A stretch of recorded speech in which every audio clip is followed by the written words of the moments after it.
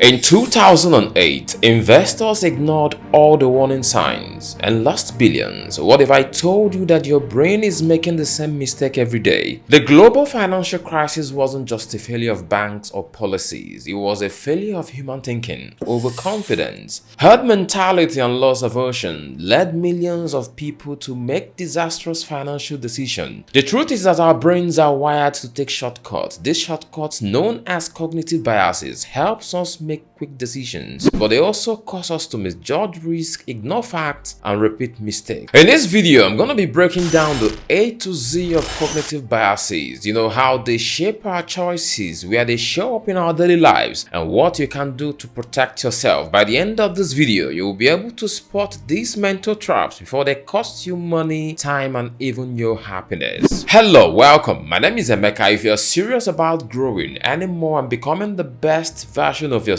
you are in the right place. This channel is all about practical tools for your personal transformation so you can finally live the life you're meant for. If that sounds like your journey, hit that subscribe button and keep watching.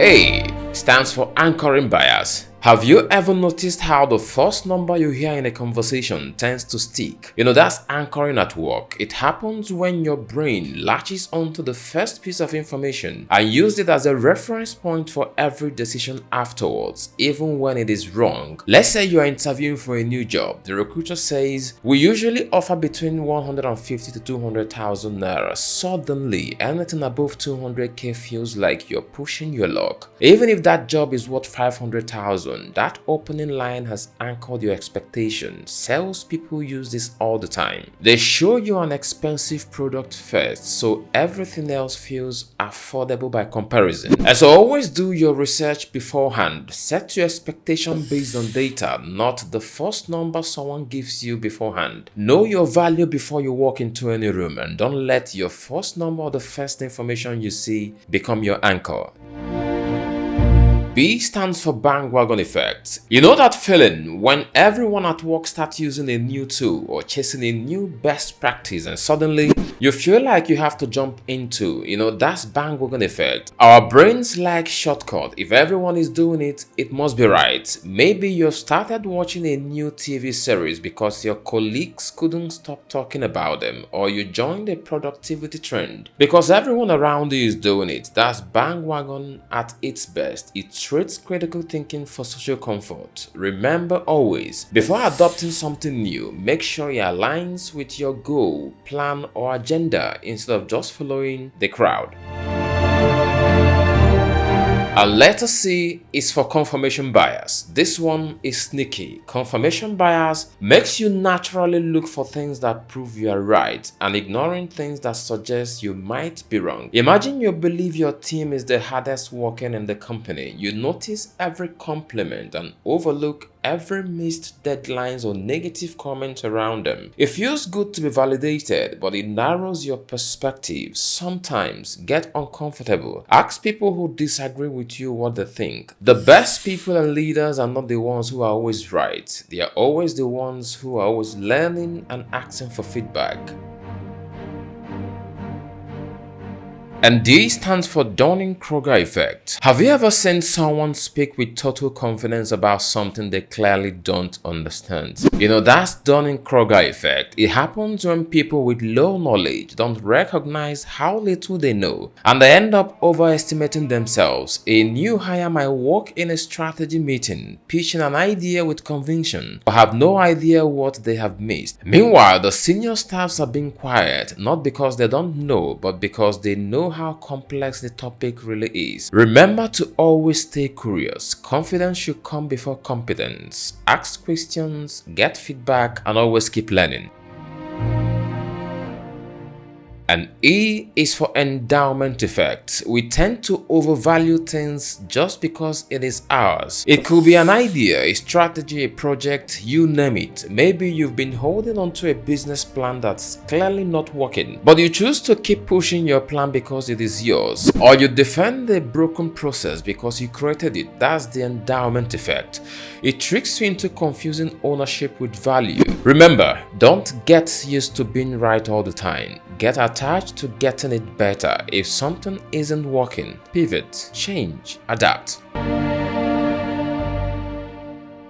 And F is for framing effect. The way something is presented shapes how you feel or see it, even if the facts don't change. That's the framing effect. If your manager says this proposal has a 90% success rate, that sounds exciting, but what if it goes the other way around? What if he says it has a 10% chances of survival? That feels risky in its sense because your brain tricks you into only paying attention to the negative. Marketers, politicians, and even colleagues do this without realizing it. They shape your response by shaping the message. Remember, always reframe your informations logically. Look at the facts, not the presentation. When you hear something, flip it towards the other side of the fact you're not seeing. This habit alone can save you from reacting emotionally to everything. And G is for gambler's fallacy. The gambler's fallacy is the belief that if something happens a few times in the past, it will affect what's happening next, even when there is no real connection or interconnectivity with these two parts or ideas. Let's say you have 5 successful meetings in a row. You walk into the 6th thinking it's on a roll, this one will be easy, but every meetings are different. Past wins don't guarantee future ones. Or maybe your team has missed 3 deadlines. You assume the next one has to be a balance or a win. That's not true. Everything stands on its own. Always remember to reset before every opportunity. Every event is independent. Prepare always like it's your first time.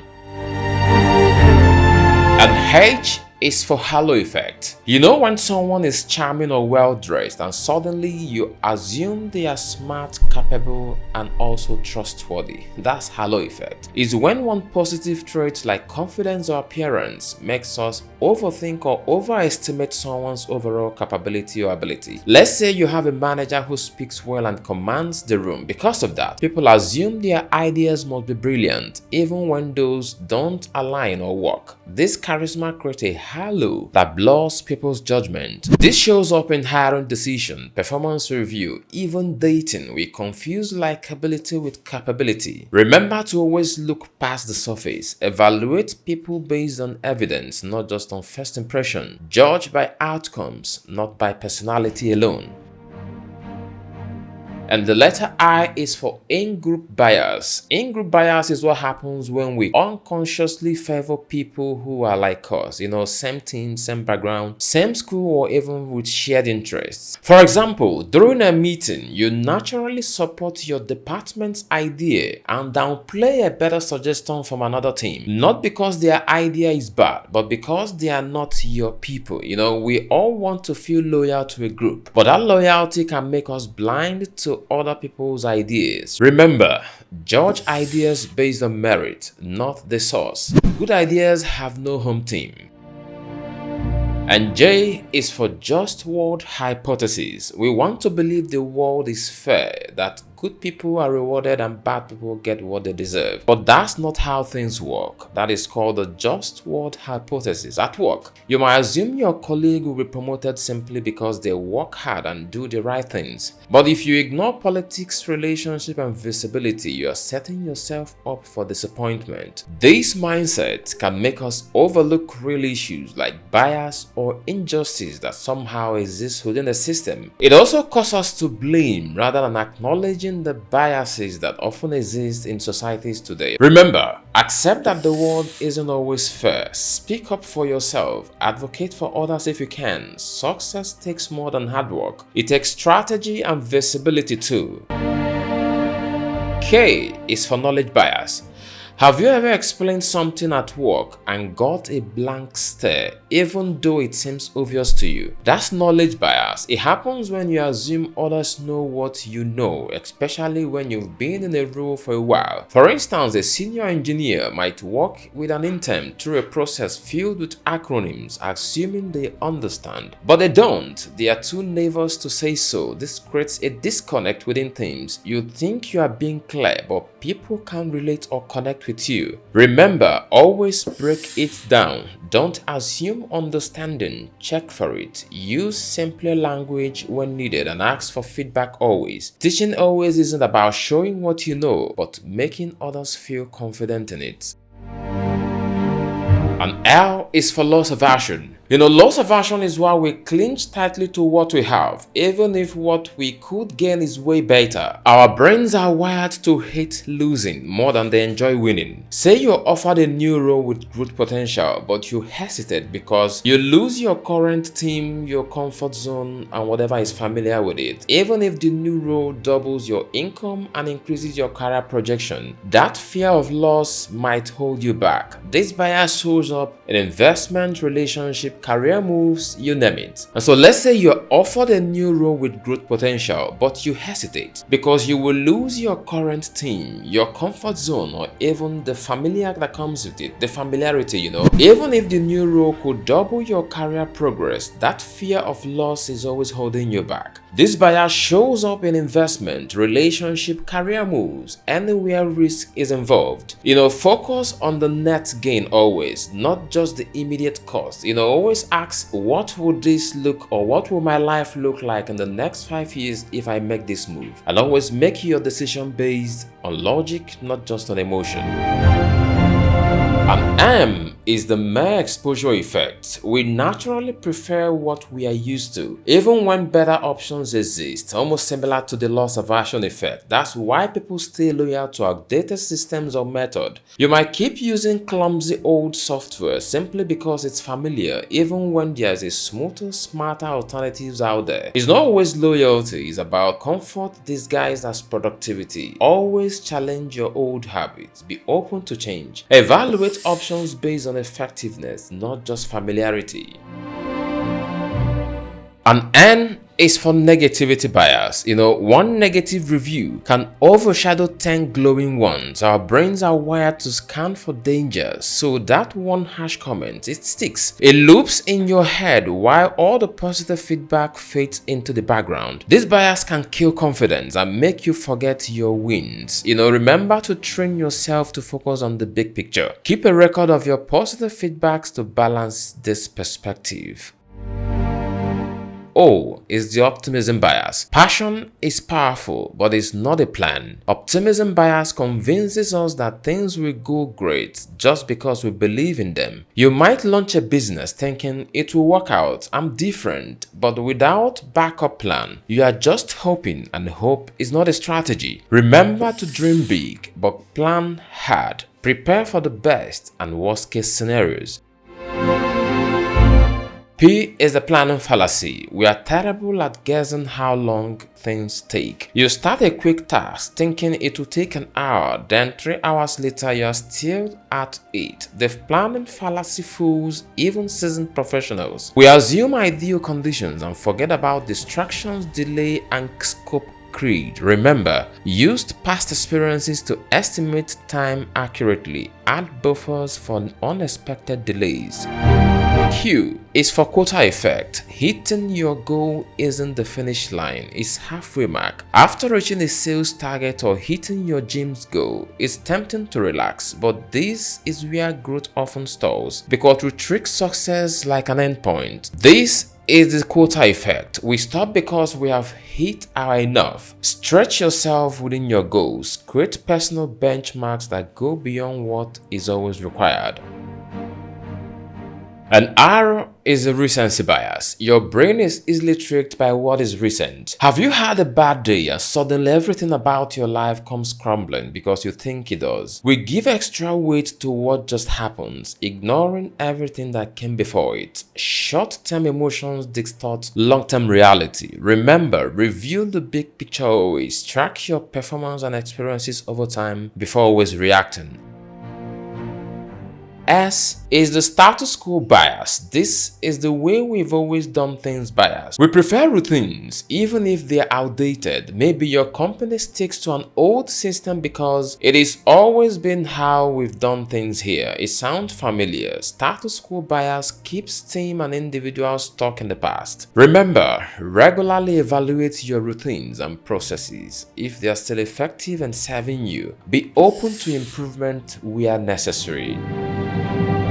T is the time discounting fallacy. We want reward now, even when waiting will be smarter. That's why people skip saving and splurge instead, or procrastinate on healthy goals because the benefit feels far off. Immediate gratification hijacks long-term thinking. Remember, think long-term. Tie today's action to tomorrow's win. Automate saving. Track your savings. Future you deserves the same attention as your present you.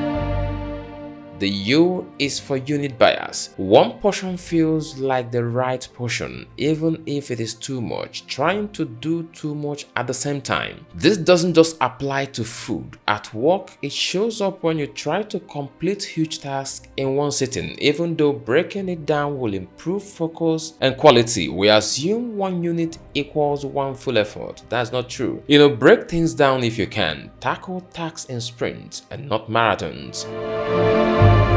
Letter V is for von Restorff effect. The word stuff stands out and sticks. That's why one strange interview question, you remember it. The dull ones you forgot. Our brains are drawn to what is different, not what is common. You can use this to your advantage, especially in learning and communication. Remember, when you want something different or remembered, make it distinct. Highlight key ideas with metaphors, visuals, or contrast. W is for winner's cause. Winning feels great until you realize you overpaid. In bidding wars, negotiation or job deals, excitement can lead you to bad decisions. You win or won the deal, but you lose. You lose time, peace of mind. Emotions cloud judgment. Remember, make rational decisions, not emotional ones. Set clear limits before entering competitions or negotiations. Set limits before you start. Know your worth and your walkaway point. X is the X factor bias. We give too much credit to the superstar and forget the system. A CEO gets all the praise. A star athlete steals the spotlight, but behind every standout performer is a team, a structure, and a system. This bias steals how we understand success, just like my manager out here. Acknowledge all the moving parts all the time. Don't just study the stars, study the system, study what made them shine. And why is the youngest bias fallacy or the youngest bias? Being young doesn't mean being clueless. You've seen it everywhere. Brilliant ideas from young team members get ignored because they haven't paid their dues, Meanwhile, fresh thinking gets buried under assumptions. Youth equals inexperience. Age equals wisdom. That is not always true. Evaluate ideas on their merit, not the age of the person presenting them. And Z, and the final one, is the zero risk bias. We prefer to eliminate small risk completely, even if bigger risk remains. Example, you spend weeks fixing a tiny security issue while ignoring a major systems problem. You know why? Because zero risk feels safer even when it is not smart.